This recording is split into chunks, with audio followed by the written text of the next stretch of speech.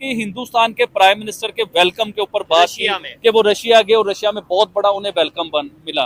देखिए चौधरी साहब, हिंदुस्तान के प्राइम मिनिस्टर के बारे में मेरी ये राय है कि वो जहां भी जाते हैं ना उधर हिंदुस्तान बना देते हैं। और मुझे ऐसा लगता है कि वो हिंदुस्तान से कुछ 4, 5, 8, 10 प्लेन ना हिंदुस्तानियों के भर के लेके जाते हैं कि जहां भी वो जाएंगे वह हिंदुस्तानी नजर आएंगे, हर जगह पे हिंदुस्तान नजर आएंगे। देखें वो एयरपोर्ट पे उतरते हैं तो एयरपोर्ट पे भी आपको ऐसा लगता है कि हिंदुस्तान बन गया है, क्योंकि हर जगह पे आपको हिंदुस्तानी नजर आ रहे होंगे। एयरपोर्ट से बाहर आते हैं तो आप देखते हैं कि उधर खवातीन जो है उन्होंने हिंदुस्तानी ड्रेस पहने हुए हैं, हिंदुस्तानी कल्चर के बीच में उन्हें वेलकम कर रहे हैं, प्रोटोकॉल दे रहे हैं, इज्जत दे रहे हैं, हिंदुस्तान के नारे लग रहे हैं, अपने मुल्क की खैर मांग रहे हैं। यानी कि ऐसा लगता है कि वो हिंदुस्तान के बीच में है। इससे चीज ये भी साबित होती है ना कि यानी पूरी दुनिया में जितने भी इंडियंस मौजूद हैं वो कहीं ना कहीं अपने कंट्री के प्राइम मिनिस्टर की बड़ी रिस्पेक्ट करते हैं। हमारे प्राइम मिनिस्टर किसी कंट्री के बीच में जाते हैं तो उधर लोग प्रोटेस्ट शुरू कर देते हैं, और हिंदुस्तान के प्राइम मिनिस्टर जाते हैं तो लोग उन्हें देखने की ख्वाहिश में, उन्हें वेलकम करने की ख्वाहिश में,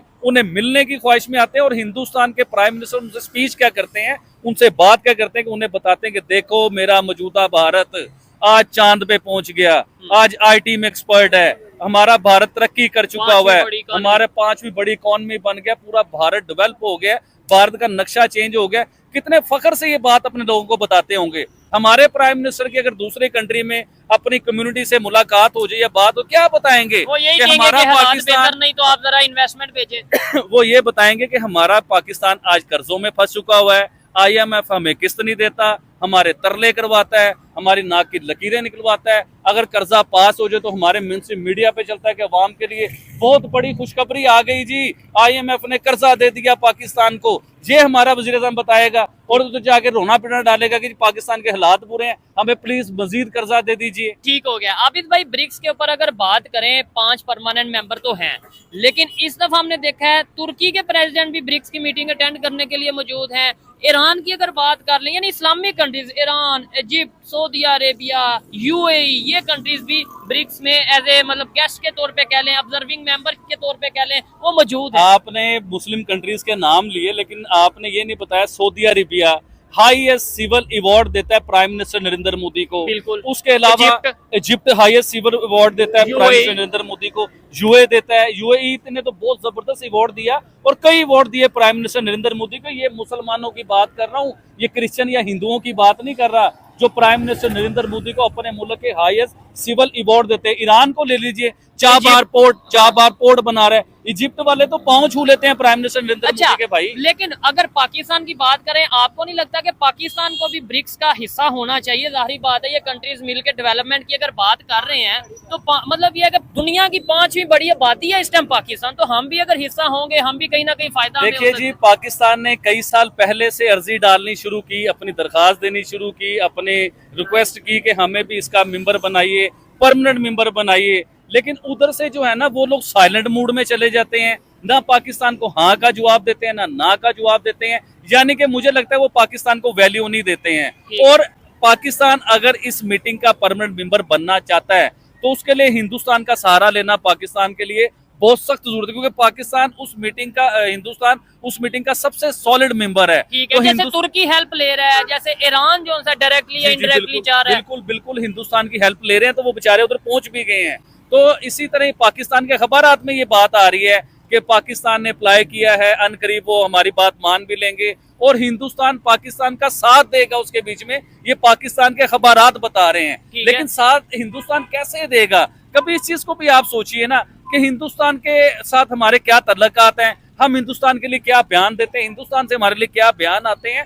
तो सबसे पहले ये चीजें खत्म करके हिंदुस्तान से दोस्ती करोगे तो आगे निकलोगे ना। और इवन हमने तो दोस्ती का ये रिसेंटली SCO की मीटिंग में मौका गवा दिया। इवन दोस्ती को मतलब एक ये भी डॉक्टर जयशंकर बड़े पढ़े लिखे और बड़े जीनियस इंसान थे।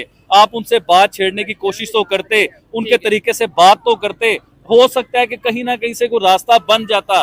और हिंदुस्तान से अगर आपके तल्लुकात बेहतर होते तो आप इस मीटिंग के मेंबर बनते। और बहुत सी मीटिंग है तौर पे चले जाते और फिर आगे आने वाले टाइम में चले मीटिंग तो अटेंड कर लेते ना कम से कम, या आपको पता होता है इस मीटिंग में क्या हो रहा है। जितनी कंट्रीज आई उन्हें भी उनकी भी नजरें होती हैं कि पाकिस्तान के प्राइम मिनिस्टर भी इधर आए हुए हैं, तो उधर मुलाकातें होती हैं, बहुत सी बातें हो सकती हैं। तो हिंदुस्तान तो G20 की मीटिंग अपने मुल्क में करवाता है। ये इनसे बहुत बड़ी मीटिंग है।